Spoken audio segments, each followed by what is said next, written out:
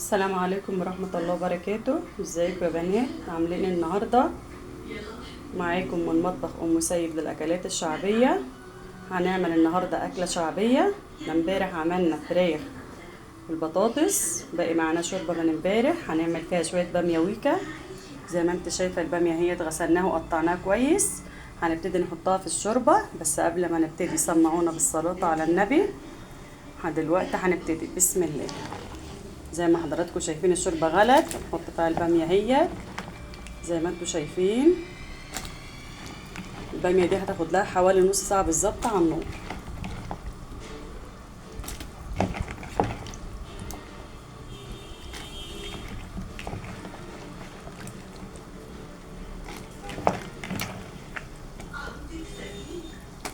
بعد ما تحطيها وتغطي عليها الحله، الغطا هتبقى مهوياه لانها بتفور زي الملوخيه بالظبط.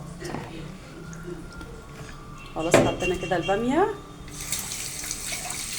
نص ساعه بالظبط، ونبدا نفركها بالمعلقه، او لو عندك مفراك افركيها بالمفراك. وبعد كده هنكمل هنعمل ايه. زي ما حضراتكم شايفين هنعمل جنبها بدنجان بالدقه. قطعنا البدنجان شرايح زي ما انت شايفه كده. هنبدا نحطه في الزيت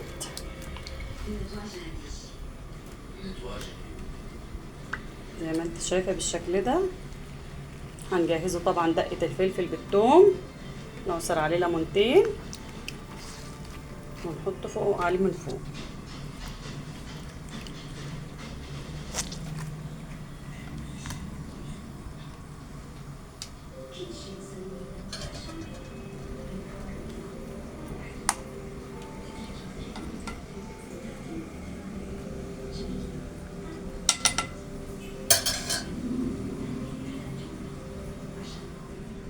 زي ما احنا اتفقنا، بصي بقى الباميه حطيناها مهويه على الغطا اهوت زي ما انت شايفه علشان بتفور.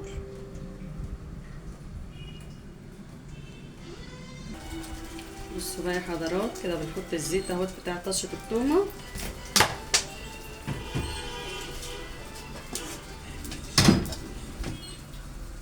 نحط التومه كده زي ما انت عارفه، نقلبها كده كويس.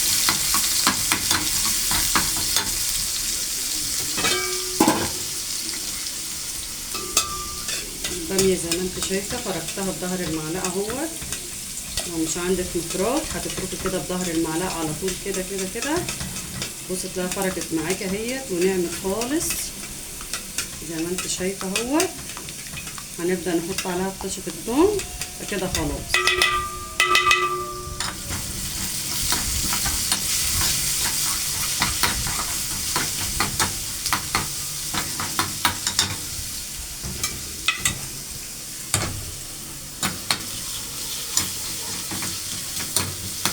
الطشه تصفر خالص اهي.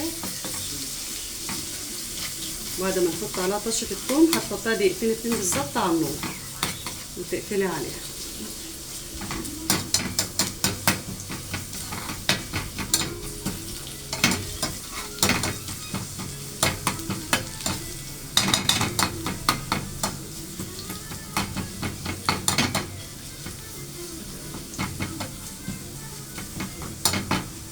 اصفرت اهيت.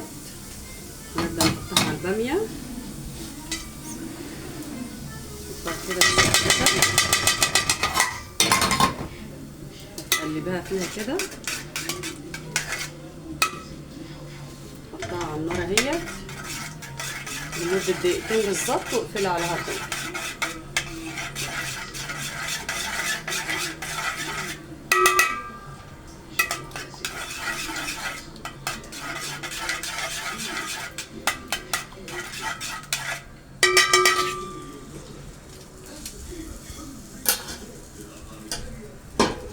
غطي عليها.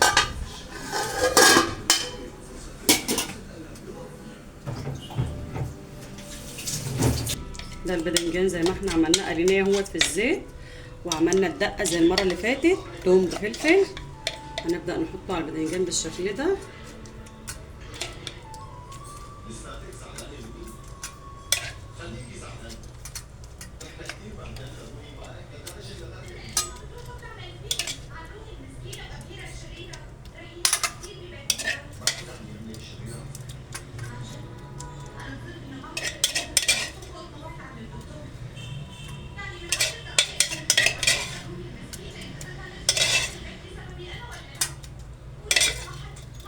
كده خلصت. 35 مرة في المسابقات الأوروبية، ومثل منتخب إنجلترا تحت 21 عاما.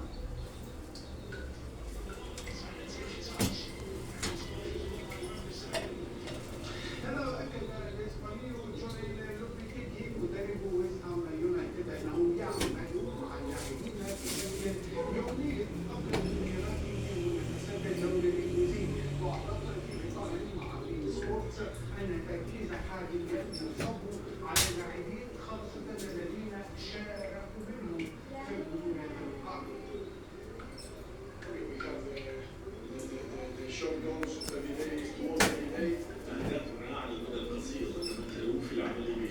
انتهت حلقتنا النهارده كده يا حبايبي يا حلوين. هنشوفكم بكره ان شاء الله في اكله جديده مع مطبخ ام سيد للاكلات الشعبيه. ان شاء الله كل يوم في جديد. قبل ما ننتهي الحلقه سمعونا بالصلاه على النبي ودعمونا بلايك.